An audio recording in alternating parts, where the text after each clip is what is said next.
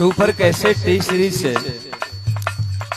यही सावन के महीना में एक गीत गवले रही जवना एल्बम का नाम रहल, कैसेट का नाम रहल छतरी में आवा गोरी।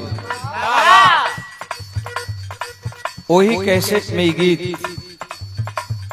एगो पंजाबन लड़की से गवले रहे, आप लोगों ने सुनले हुई हैं। कान्हा झूला झूलन आजा,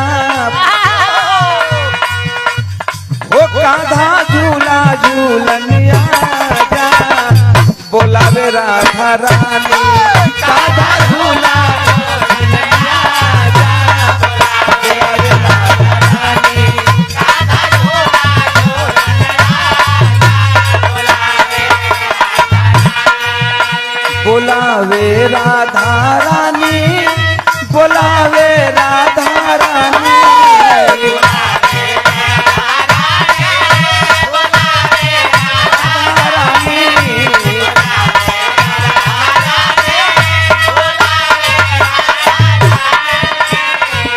अरे रसनी पटरी पर लगा जा, बोलावे राधा रानी।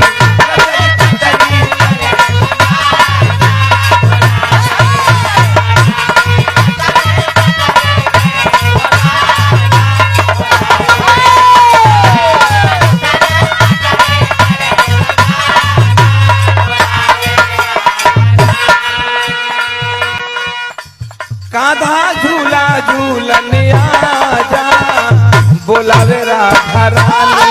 कान्हा झूला झूलन आजा, बोलावे राधा रानी। कान्हा झूला झूलन आजा,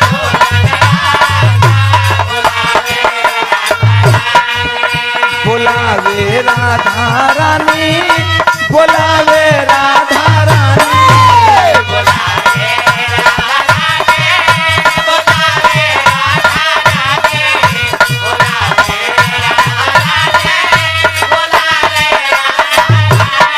रसनी पटरी पर लगा जा, बोलावे राधा रानी।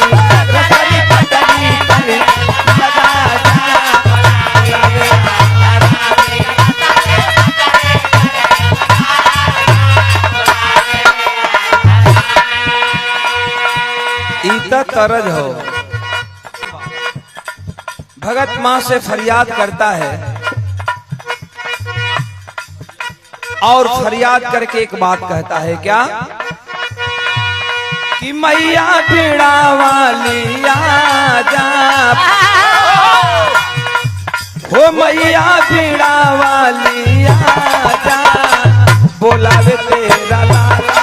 मैया पीड़ा वाली आजा, बोलावे तेरा लाला।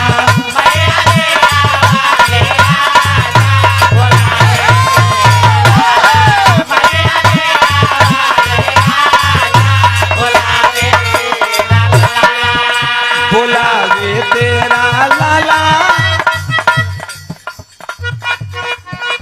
बोलावे तेरा लाला, बोलावे तेरा लाला।